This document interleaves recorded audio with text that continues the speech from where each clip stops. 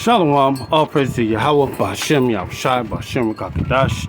Double honor to the apostle elders of GMS that taught me his truth. And peace to fellow Akim that has their life daily, pushes truth for sincerity, and a few aquaflits and learning. Shalom. Once again, my name is Aina. I'm with GMS Detroit Bar Camp. I pray this video will be edifying to the hopeful, to so-called Negroes, so-called Latinos, so-called Native Americans, and Israelite foreigners scattered abroad, the four corners of the whole world.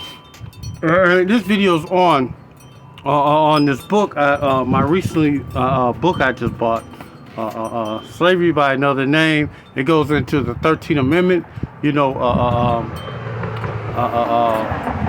where they could turn you through the Constitution. They could turn you into a slave if you commit a crime, So it is what it is. But I just want to get a touch on a few of this and then follow up with scripture. And the guy that wrote this book name was Douglas Blackman.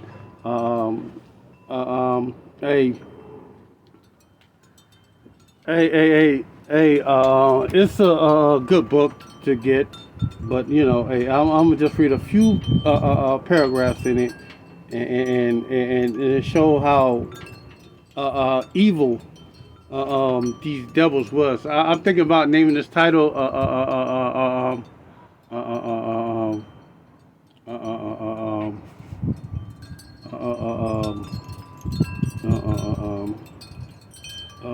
Perpetual Hatred. Yeah, that's what I'm thinking about naming it, because they have perpetual hatred towards our kind. So with that said, the beginning part of this book, introduction, bricks we stand on March 30, 1908, Green Cottonham was arrested by the sheriff of Shelby County, Alabama, charged with vagrancy. Cottonham had committed no true crime. Vagrancy, the offense of a person not being able to prove that given moment that he or she is employed, and was a new flimsy concoction dredged up from local obscurity at the end of the 19th century by the state legislators of Alabama and other southern states. It was capricious, enforced by local sheriffs, constables, and adjudicated by mayors, notoriety public, recorded haphazardly, not in all the court records. Most telling in the time of the massive unemployment among all Southern men that were reserved mostly exclusively for black men. Cottonham offense was blackness, and man, scriptures was in my head when I first read that, and then I also thought of this right here, Thomas Jefferson. This was a quote in 1820. We have the wolf by the ear. We can't neither hold him or nor safely let him go. Justice is in one scale and self-preservation in the other. And man, these devils did things to us just because they could, it was a perpetual hatred towards our kind. They could have enslaved anybody, but they had to come after the so-called Negroes, the so-called Israelites, and that's fulfilling the Bible prophecy. Hold on. The Bible prophecy of Jeremiah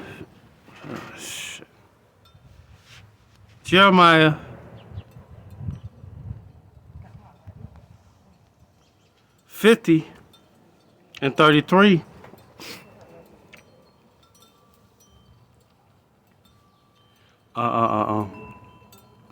Thus saith Yahweh Ba'Shem Yahushai of hosts, the children of Israel and the children of Judah were oppressed together, and all that took them captive held them fast, and they refused to let them go. And that's what they did to us. Even to this day, they held on to us. because if Jake would lead this motherfucking place right here, America will be everything that America holds so dear would be gone. The economic wealth that they get off of us, because we keep the economy flowing. Back in the day when we had Black Wall Street, Rosewood, them communities like that, our money would our money will circulate 6 times before it go back out to so-called white men. You know, but when they did this, they made these laws for vagrancy or doing anything that they could just to enslave us even more. We went from one form of slavery to another. You know, and the laws that they made,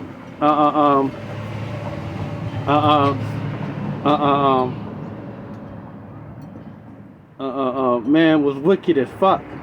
You know, after back to the book, after 3 days behind bars, 22-year-old Cottonham was found guilty in a swift appearance before the county judge and immediately sentenced to a 35-day term of hard labor, unable to pay the array of fees assessed on every prisoner.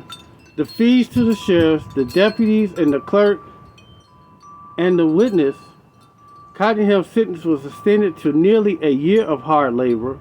The next day, Cottonham, the youngest of 9 children, born to former slaves in an adjoining county, was sold under the standing arrangement between the county and the vast subsidiary of the industrial titan of the North, United Steel Corporation. Sheriffs turned the young man over to the company for the duration of his sentence. In return, the subsidiary Tennessee Coal Iron Railroad Company gave the county $12 a month to pay off Cottonham fines and fees that the company managers did with Cottonham and 1,000 other black men they purchased from the sheriff across Alabama was entirely up to them. A few hours later, the company plunged Cottonham into the darkness of the mine called Slope 12, and one shaft, a vast subterranean labyrinth on the edge of Birmingham, known as the Pratt Mines. There was a chain inside a long wooden barrack at night, required to spend nearly every waking hour digging and loading coal. His required daily task was to remove 8 tons of coal from the mine. And Cunningham was subject to the whip for failure to dig the requested amount and risk of physical torture for disobedience, and vulnerable to sexual predations of other minors whom already had passed years or decades in their own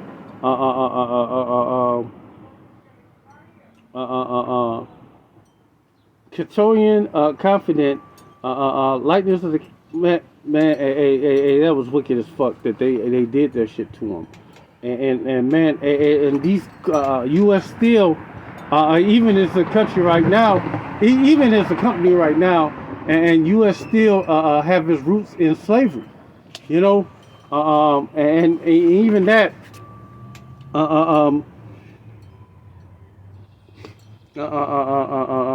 still, never once had they ever gave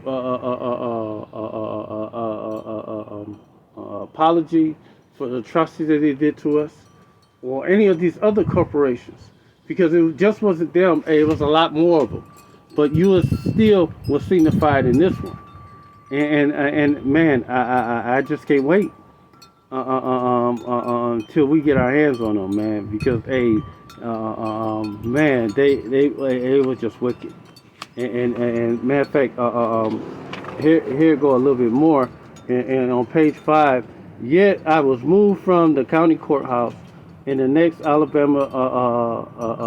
in Alabama, Georgia, and Florida, and I concluded that such assumptions were fundamentally flawed, that the version of history reliant on a narrow range of official summaries and globatory archives created archives created and archived by most dubious sources. Southern whites who engineer most directly profit from the system. It overlooked many of the most significant dimensions of the new forced labor, including centrality, the role of the web of restrictions put in place to suppress black citizens, its commemorate relations to debt patronage, the worst form of sharecropping, and an exponentially larger number of Afro-Americans compelled into servitude through the most informal, tainted local courts. Laws passed to intimidate black men away from political participation were enforced by sending descendants into slave mines, forced labor camps, the judges and the sheriffs who sold convicts to giant corporations, prison mines, also leased even large number of Afro-Americans to local farmers and allowed their neighbors and political supporters to acquire still more black laborers directly from their corporations, because mostly scholarly studies dissected these events into separate narratives limited to limited to each southern states. They minimized the collective effect of the decision by the hundred of states and local governments during the least part of this period to sell black to commercial interests. And I was troubled by the sensibility in much of the in conventional history of the era of these events were somehow inevitable. White animosity towards blacks was accepted amongst, was accepted and was strong, but logical extensions of antebellum, and antebellum means before the war, racial views, events were repressed, having transpired as a result of large, seemingly avoidable social, anthropological shifts, rather than specific decisions and choices of individuals. What's more, Afro-Americans were portrayed by most historians as the most static proponent of U.S. society. The leaders changed in which the generation, but the mass of black Americans was depicted as if the freed slaves were the same people still not freed 50 years later. And this was a fact that went out through the South,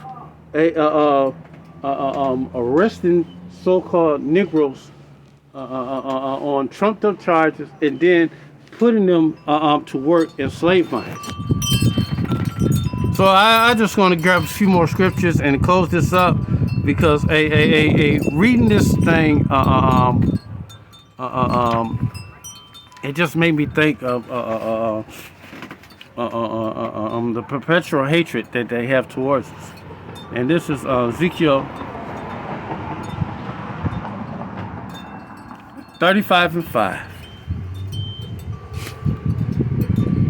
Because thou hast perpetual hatred, thou hast shed the blood of the children of Israel by the force of a sword, in the time of their calamity, in the time of their calamity, in the time of their iniquity had an end. they have perpetual hatred towards us. Even today, the laws that they prescribe to us or give us is way harsher than what they give to so-called their own kind on the same offense. So this is Isaiah 10 and 1. Woe unto them that woe unto them that decree unrighteous decrees and that write grievous which they prescribe, to turn aside of the needy from judgment and take away the right from the poor of my people, that the widows may be they prey, and that they may rob the fatherless. And how they robbed us? By making us work for free, for no pay. And all these things are coming to the end when the Lord Yahweh returns. We're gonna get our payback on them. But I just can't wait. But just get a few more scriptures in this right quick. This is Psalms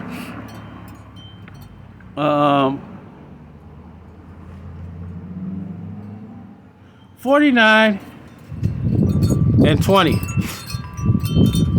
Shall the throne of iniquity have fellowship with thee, which frameth mischief by law? Because these scriptures was in my head when I was reading it. Because they frame mischief by law by making the man work as a slave in a coal mine for a trumped up charge called variance. You know? And they could have put that law crime on anybody, and just to make them a commodity where they could outright sell them as a slave for profit. You know, they got together themselves. They gathered themselves together against the souls of the righteous and condemned the innocent blood. And that's what they was doing. They was convicted innocents, people, from crimes that they never committed. And it was cases where a person, if they wanted to leave a job, they will convict them and still make them work. You know. But Yahweh Bashim Yahshai is my defense, and Yahweh is my rock of refuge, and he shall bring upon them their own iniquity, and shall cut them off in their own wickedness. Yea, Yahweh our power shall cut them off. So coming soon, these so-called white men are gonna get cut off. And what you did to us is going to be done unto you. This is my last scripture. This is Galatians 6 and 7. Be not deceived. Yahweh is not mocked. For whatsoever a man soweth, shall he also reap.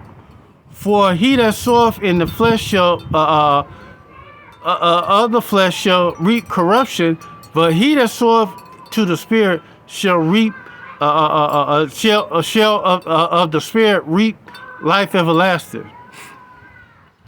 So let us not be weary in well doing, for in due season we shall reap if we faint not. So that's it on this video. Pray this video is edifying to the hopeful. And with that said, all praises to Yahweh Bashim Yahushai. Double honors to the apostle elders of GMS who taught me this truth. Shalom.